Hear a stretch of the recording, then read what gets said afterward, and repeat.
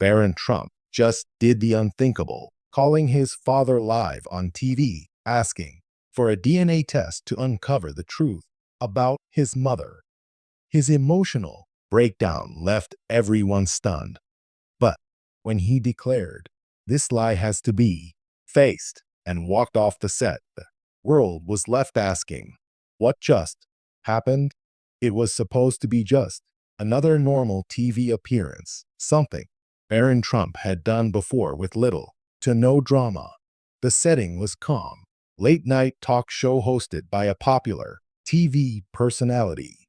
The show had a reputation for light-hearted discussions, often featuring political figures and public personalities. Baron was there to talk about family, life in the public eye, and maybe even throw in some thoughts about growing up in one of the most famous families in America.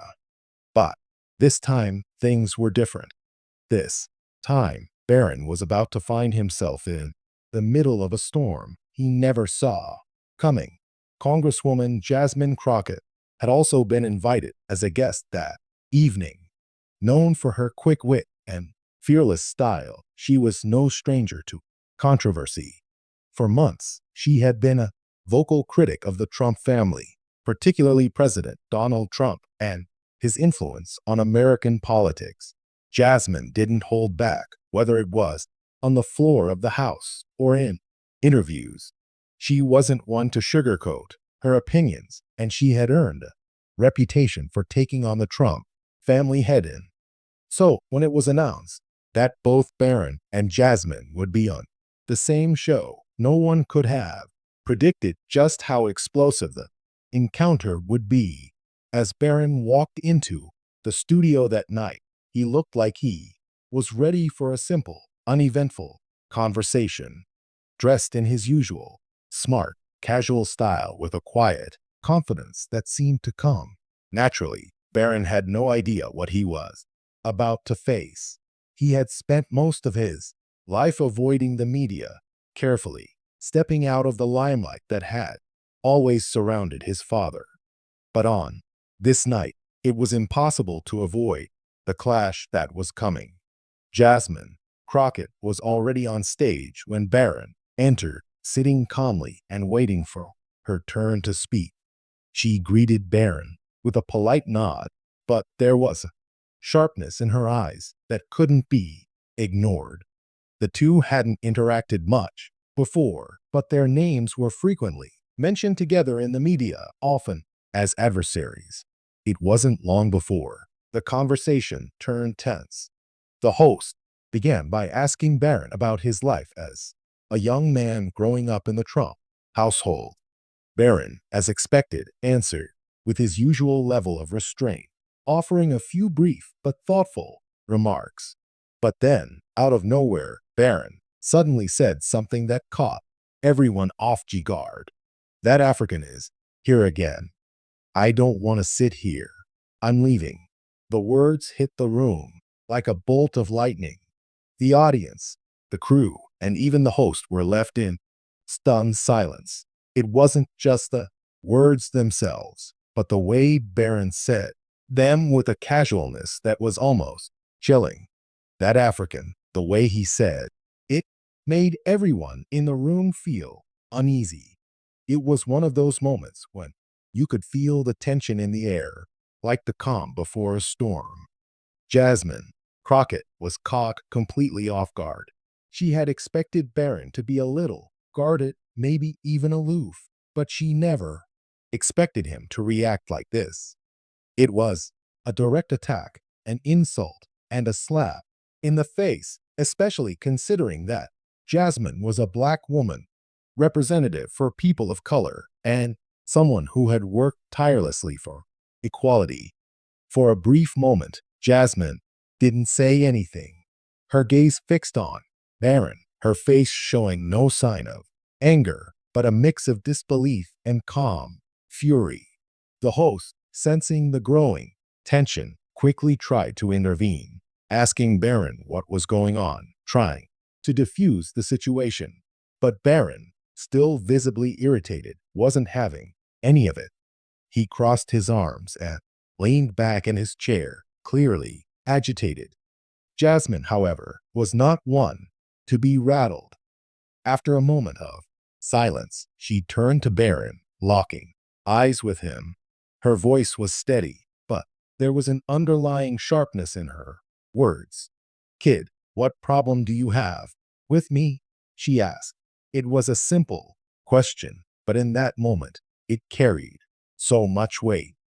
Baron's face twitched, and for the first time, he seemed unsure of how to respond. He opened his mouth as if to say something, but hesitated, caught in the tension of the moment. Then finally, he fired back. "Show me your American identity," he said, his voice cold.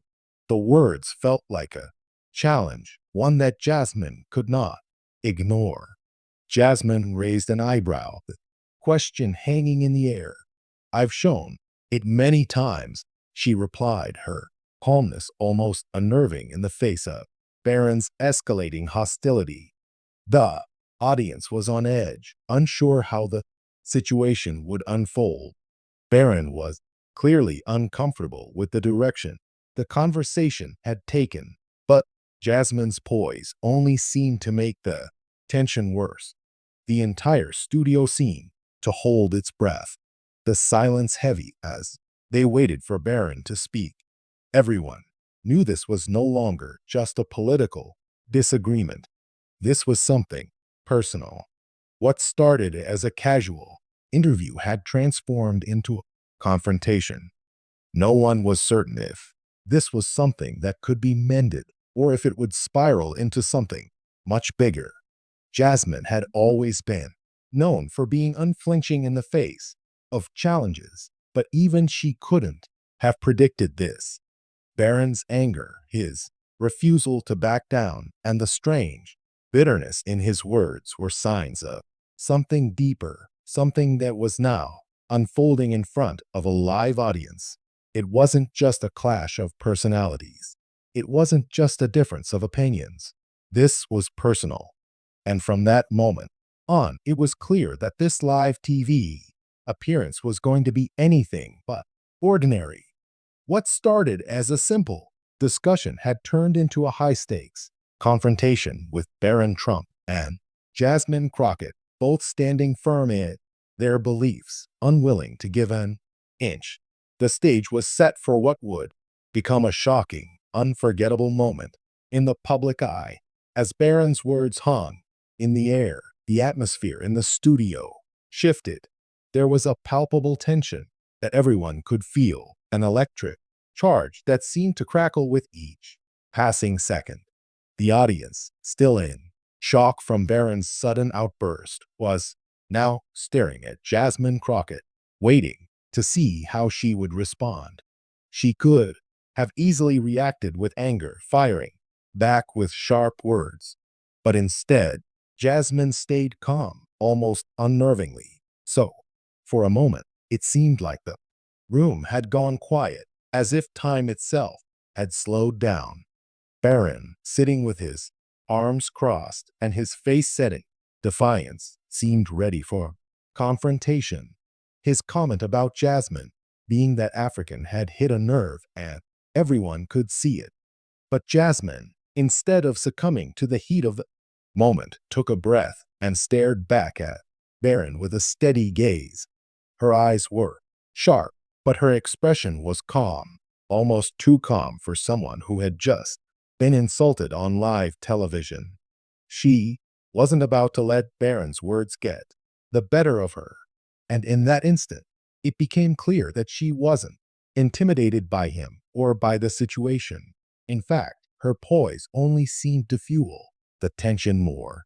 "Kid," Jasmine said, her voice clear and measured. "What problem do you have with me?"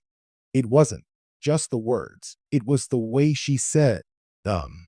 There was no hint of anger, no raised voice or aggressive tone, just a calm, cutting question that seemed to catch Baron off guard.